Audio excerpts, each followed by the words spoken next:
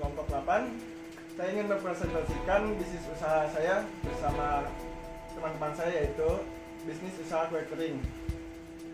Di kelompok saya ada Muhammad Sandi Rizky Irmawan dan Dwi Renaldi Nurizal dan serta Muhammad Fahri Barelvi. Nah, Hari Raya Idul Fitri atau biasa disebut Lebaran itu adalah momen yang paling ditunggu masyarakat khususnya di Indonesia.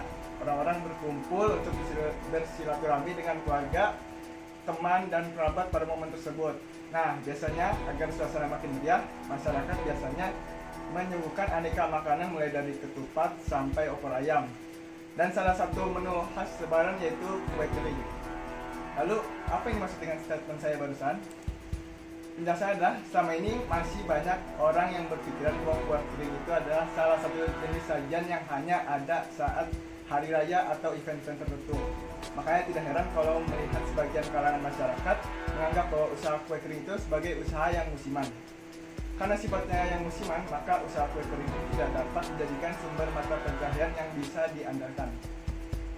Tetapi jika kita dapat mencermati dan memanfaatkan setiap peluang usaha yang ada, kecil apapun usaha itu, maka usaha kue kering dapat dijalankan setiap hari. Dengan adanya kreativitas dari kita, maka usaha yang akan kita kembangkan tidak akan sia-sia dan akan terus maju mengikuti perkembangan zaman. Nah, selanjutnya nanti ada penjelasan proses produksinya dari teman saya yang akan dijelaskan oleh teman saya.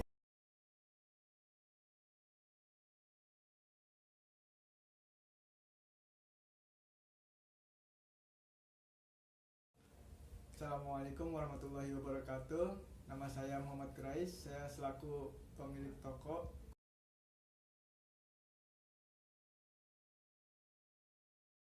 Perkenalkan, nama saya Muhammad Sandi Rizky Irmawan. Dalam bisnis toko kue ini, saya selaku kepala toko. Assalamualaikum warahmatullahi wabarakatuh. Nama saya Muhammad Fahri Barelvi. Dalam bisnis toko kue ini, di sini saya sebagai kepala produksi.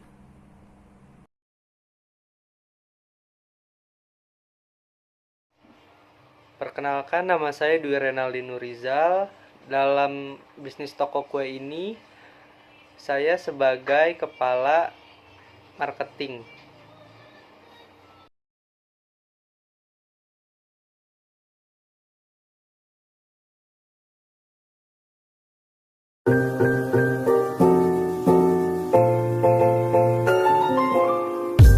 Halo teman-teman semua. Di video ini saya akan mempresentasikan bisnis yang saya buat dengan teman-teman saya, yaitu bisnis kue kering. Menjelang bulan Ramadan atau khususnya momen Lebaran, tidak terpisahkan dengan adanya kue kering. Dari mulai kue nastar, kue kacang, kue putih salju, kue keju, aneka bolu, dan lain-lain. Seakan kue kering ini menjadi makanan khas yang wajib ada ketika Idul Fitri selain ketupat. Bahkan di musim pandemi ini, banyak orang mencari kue kering untuk dijadikan hampers Lebaran sebagai pengganti tak bisa mudik tahun ini. Peluang bisnis ini sangat menguntungkan dan sangat menggiurkan, dikarenakan pembuatan kuenya bisa dilakukan di rumah dan juga bisa dipasarkan dari rumah, di halaman rumah, atau melalui media sosial. Melalui bisnis sendiri di rumah adalah pilihan yang tepat di masa pandemi ini. Maka dari itu, jangan lewatkan peluang usaha kue kering ini. Bermodalkan niat serta skill otodidak pun bisa dilakukan di bisnis kue kering ini. Bahkan dari modal ratusan ribu pun bisa. Nah, untuk memulai bisnis kue kering yang sukses ini, ada beberapa hal yang harus kamu persiapkan, mulai dari proses produksi hingga proses pemasarannya. Berikut penjelasannya.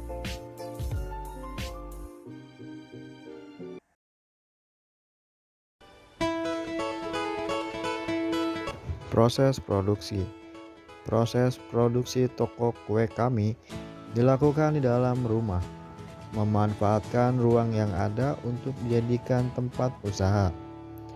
Menggunakan perlengkapan sederhana dalam proses produksi, yaitu loyang untuk memanggang kue, lalu ada oven pemanggang kue yang masih menggunakan kompor, lalu ada mixer untuk mencampurkan adonan, serta peralatan pendukung lainnya.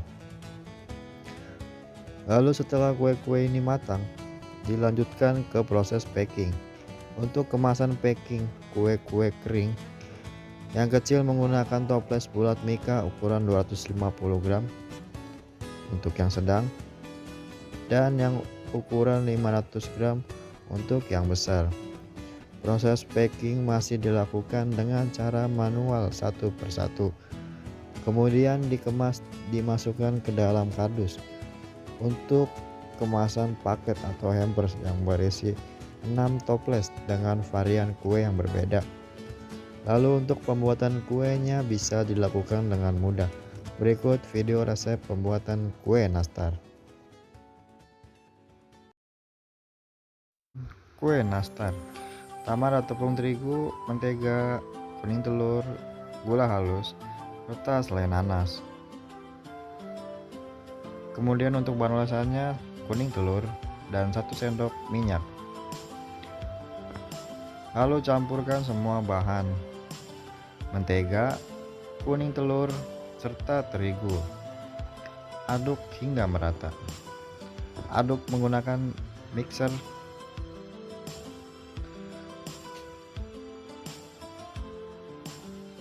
Aduk hingga merata. Kemudian kita masukkan parutan keju untuk menambah citra rasa keju di dalam kue nastar. Aduk adonan dengan keju tadi, kemudian tambahkan tepung terigu lagi. Aduk terus hingga adonannya merata.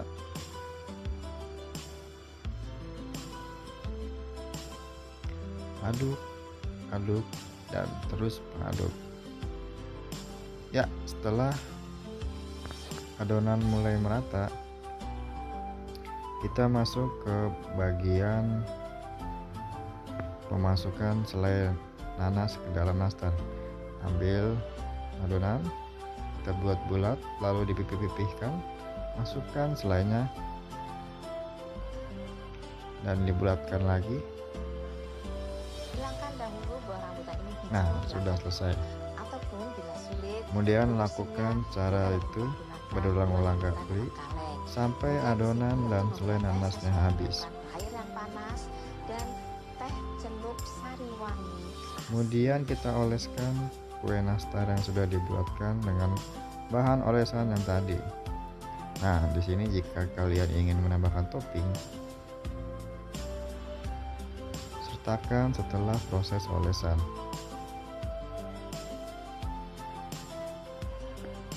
Nah, mulai pemanggangan. Panggang dalam oven selama kurang lebih 15 menit. Nah, ini dia hasilnya.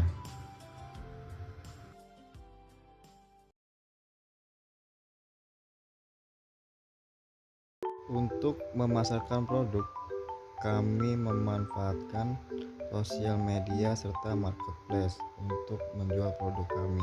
Yang pertama ada Instagram di @kayumanisbakery.